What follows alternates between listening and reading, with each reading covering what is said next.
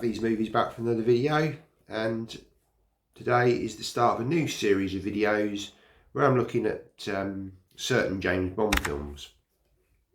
With the 60th anniversary of James Bond coming up in October, I thought it was a good opportunity to sort of look at just a few of the films which are some of my personal favourite films from the James Bond series of films that have come out over the many years, and this being the 60th year marking the release of Dr. No. So in this episode we're going to be taking a look at the first Roger Moore film, Live and Let Die. I'm going to have just a quick look at the Blu-ray, tell you a bit about the film, a little bit of trivia and my thoughts on the film. So each week we're going to look at a different Bond film up to the 60th anniversary on the 5th of October. Live and Let Die came out in 1973, and it was the first film to star Roger Moore in the lead role as James Bond. It ran for 2 hours and 1 minute, and in the UK it was certificate PG. James Bond is sent to New York to investigate the mysterious deaths of British agents. On his journey he meets a voodoo master and a tarot card reader. The release date in the UK was the 6th of July 1973, and this was directed by Guy Hamilton. Music was by George Martin, and it was adapted from the Ian Fleming book Live and Let Die, and it was distributed by Metro-Goldwyn-Mayer and United Artists. Cast included Roger Moore as James Bond, Jane Seymour as Solitaire, Yaptet Kotto as Mr. Big or Kananga, Gloria Hendry as Rosie Carver, Clifton James as Sheriff J.W. Pepper, Geoffrey Holder as Baron Samedi, David Henson as Leiter, Earl Jolly Brown as Whisper, Madeline Smith as Miss Caruso, Lois Maxwell as Miss Moneypenny, Bernard Lee as M. Now on to some trivia about the film. It took crocodile wrangler and stuntman Ross Kananga, the villain in the movie was named after him, 6 takes to complete the scene where he doubles for Roger Moore when Bond flees the bad guys by running across the backs of 3 crocodiles in a swamp. Kananga received $60,000 for the stunt, filmed at Swamp Safaris, his 350 acres of mangrove swamp on Jamaica's north coast, where he kept a herd of over 1,000 crocodiles. In a 1973 interview, he explained, "Something like this is almost impossible to do, so I had to do it 6 times before I got it right. I fell 5 times. The film company kept sending to London for more clothes. The crocs were chewing off everything when I hit the water, including shoes. I received 193 stitches on my leg and face." Sean Connery turned down the then astronomical sum of $5.5 million to play James Bond for the 7th time. Connery gave Roger Moore his personal seal of approval for inheriting his role, calling him an ideal Bond. Roger Moore was 45 when he made his debut as 007, making him the oldest actor to portray the iconic character. The youngest was George Lazenby, who was 29 on Her Majesty's Secret Service. The producers offered Clint Eastwood the role of James Bond, fresh from his success of Dirty Harry in 1971. He was flattered but declined, saying Bond should be portrayed by an English actor. Roger Moore suffered an injury during the boat chase. The engine cut out and the momentum carried him into a boathouse. He cracked some of his front teeth and twisted his knee. He had to walk on a cane for several days afterward, but was still able to complete the scene because all he had to do was sit in the boat. Only James Bond movie with Roger Moore in which Felix Leiter appears. David Henderson, who played Felix, played the role again in Licence to Kill in 1989, becoming the first actor to reprise the part. The magnetic wristwatch was Roger Moore's personal favourite Q's gadget.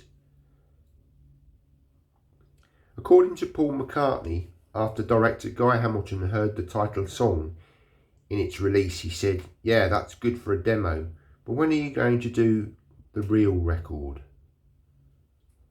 The part on the bridge of the crocodile farm was extremely dangerous to film, since crocodiles are able to jump up from the water and attack, which the crew found out relatively shortly before filming. The first Bond film in which 007 has a liaison with a black woman, Rosie Carver. When this movie was released in South Africa, all of Henry's love scenes were removed due to the apartheid policies of government. Geoffrey Holder hated working with snakes. As he was playing Baron Samedi, he was called upon to handle a lot of them. He was particularly against having to play the scene where his character falls into a coffin full of them. However, when he was obligated to perform the scene without raising too much of a complaint, because Princess Alexandra was visiting the set that day, the scene was being filmed and he didn't want to lose face in front of the royalty. At 33, Yaptek Koto, Mr. Big, or Dr. Kananga, is the youngest actor to play a male main Bond villain. And finally, Madeline Smith, Miss Caruso, said additional awkwardness of the bedroom scene was created by Roger Moore's overprotective wife, who was on the set during filming. In order to establish the effect of Bond unzipping Miss Caruso's blue dress with his magnetic watch, a thin wire was attached to the zipper from the watch. A stagehand lay on the floor underneath Smith's body to pull the wire down, while Moore pretended to unzip the dress with his watch. According to Moore, it took 29 takes to get it right. On to the edition. So I managed to pick up a custom-made lenticular with the poster art from the film, and this was a time when they really did wonderful artwork on the James Bond films. And you can see here, this one had all the tarot cards. You got Bond in the middle, and you got the crocodile and the sort of boat chase with the police cars. So it's a really great sort of image that we've got on the front here. And this is a magnet. I mean, this isn't a steelbook, but what I've done is I've kind of put magnetic strips on here. So this is just the standard amaret that we got, full of special features, as you can see. If you want to pause and read that, there we go. Open it up, and we've got the Blu-ray there, and I'll just get the slip out so you can see the underneath artwork. So here we go. So these are the sort of image that we got on the front there, and I'm sure you'll agree that the actual poster art on the magnetic lenticular is far more impressive than what we've got on the official release. Okay, so on to my thoughts on this film. Yeah, this is one of my favourite Roger Moore films. Really enjoyed this one. Obviously it was the sort of debut for Roger Moore in the role, and he played it fantastically. Very different to Sean Connery taking over the role. Obviously we had George Lazenby for the On Her Majesty's Secret Service. He kind of put his own little twist on it, but Roger Moore coming into the role, very much more of a sort of a comedic, light-hearted sort of version of the character, which growing up as a young child, you know, I really enjoyed this, and it's kind of followed through to this day. Now, personally, up until Daniel Craig took over the role, I always thought of Roger Moore as my James Bond, and to a degree that still stands. I have to say I do really like Timothy Dalton in the role. It's such a shame that he only did 2 films, but both him and Daniel Craig are really the kind of modern Bonds that we really, sort of as fans are enjoyed now. But Roger Moore brought the light-heartedness to the role, and I certainly feel that Live and Let Die is sort of one of his best outings as Bond. And the story is largely based on the fictional island of San Monique, where Kananga, or Dr. Big, has his sort of house and kind of ruling the sort of drug sort of operation that's supplying drugs into America. And the film opens in St. Orleans, and you've got the sort of traditional sort of a funeral procession, where very much sort of within the black community in St. Orleans, they would have funerals which are very sort of 2-part. You would have sort of a very sort of traditional sort of opening to the funeral, where everyone is dressed in black, sort of, mourning the loss of their loved ones, and then it would flip to a very much a party atmosphere, where a change of clothes, all bright colours, music's playing and all this kind of thing. A very sort of happy kind of send-off to the loved ones. And it quickly moves back to the island of Saint Monique, and you can see like a voodoo sort of ceremony going on, and the sort of capture of an agent, a 00 agent, who is bitten by a snake. So this kind of sets up the music, and it goes into a wonderful soundtrack by Paul McCartney, and it's still to date one of the best Bond themes, in my opinion. Now, unfortunately, this was one of the films that didn't star the character of Q, and I believe the actor Desmond Llewellyn was actually filming on a TV series at the time, wasn't able to be available for that. But nonetheless, you managed to still get a few gadgets within the film, and one of those is the most famous magnetic watch, which I mentioned in the trivia, and that features sort of throughout the film. So it's it's a really cool gadget, and it was at a time when obviously they were just introducing more and more of the gadgets into the Bond films.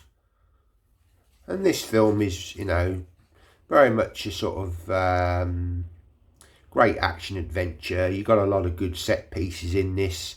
The car chase and the boat chase is fantastic, where Bond is being chased by the henchman of Dr. Kananga. And there's the wonderful crocodile scene, which I mentioned in the trivia, on the crocodile farm. And absolutely fantastic set pieces that make this a wonderful Bond outing. And you also get the character of Jane Seymour, at the time, very beautiful lady, and she kind of really is the epitome of one of the Bond girls of the time. She's playing obviously the sort of tarot reader lady, and it's a really good mix of sort of mysticism of the time. It very much represents sort of New York at that time, the 70s.